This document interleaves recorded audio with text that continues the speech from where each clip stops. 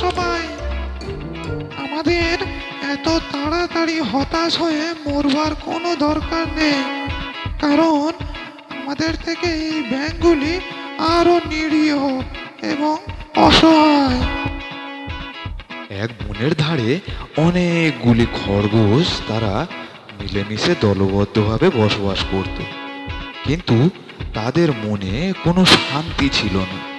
সকল সময় তারা ভয়ে ভয়ে বসবাস করত, বেঁচে থাকত, কারণ বনের কিছু শক্তিশালী পশু তাদেরকে নির্যাতন করত।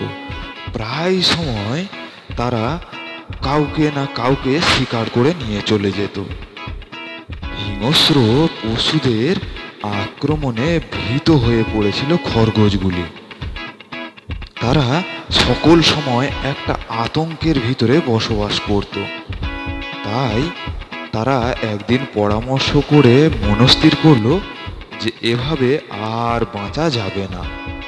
তারা সিদ্ধান্ত নিল এইভাবে ভয়ে আতঙ্কের বাঁচার থেকে মৃত্যুই অনেক ভালো। তাই খরগোশগুলির সর্দার সিদ্ধান্ত নিল যে চলো সবাই জোট বেঁধে একসাথে গিয়ে আত্মহত্যা করি। সেই বনের কিছুটা দূরে ছিল একটা জলাশয়। সেখানেই সবাই চলল একসাথে জলে ঝাঁপ দিয়ে আত্মহত্যা করবে। খরগোশগুলি যখন জলাশয়ের কাছাকাছি এলো, সেখানে তারা দেখলো অনেকগুলি ব্যাঙ সেখানে বসে আছে। খরগোশগুলি জলাশয়ের দিকে আসছে দেখে ব্যাঙগুলি ভয় পেয়ে গেল এবং তৎক্ষণাৎ তারা সেই ডাঙা থেকে লাফ দিয়ে গিয়ে একসাথে জলে পড়ল। ব্যাঙগুলির ভয় পেয়ে একসাথে জলে লাফ দেওয়া দেখে খরগোশের সর্দার বলে উঠল, দাঁড়াও সবাই, আমাদের এত তাড়াতাড়ি হতাশ হয়ে মরবার কোনো দরকার নেই, আমরা আত্মহত্যা করব না। খরগোশের সর্দারের এমন আদেশ শুনে আর সকল খরগোশেরা তারা জিজ্ঞাসা করলো, কেন সর্দার, আমরা তো আত্মহত্যা করবার জন্যই এই জলাশয়ের কাছে এসেছি, তাহলে আপনি কেন এখন আত্মহত্যা করতে নিষেধ করছেন?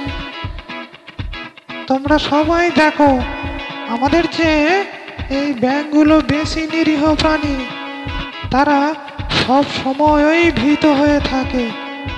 তারা যদি বেঁচে থাকতে পারে, আমরা বেঁচে থাকতে পারবো না কেন? ভীত হয়ে আমরা কেনই বা খামোখা আত্মহত্যা করতে যাব, নিজেদের প্রাণ বিসর্জন দিতে যাব? তাহলে প্রিয় বন্ধুরা, এই গল্পটি থেকে আমরা কি শিখলাম? আমরা শিখলাম যে জীবন সংগ্রাম করে বেঁচে থাকার একমাত্র উপায়। প্রিয় বন্ধুরা, গল্পটি কেমন লাগলো প্লিজ কমেন্ট করে জানান। আর গল্পটি ভালো লাগলে ভিডিওটিতে একটি লাইক দিয়ে চ্যানেলটিকে এখনই সাবস্ক্রাইব করে দিন। তাহলে আমরা প্রতিদিন আপনাদেরকে একটি নতুন নতুন গল্প শোনাতে পারবো। আর ভিডিওটি শেষ পর্যন্ত দেখার জন্য আপনাকে অসংখ্য ধন্যবাদ।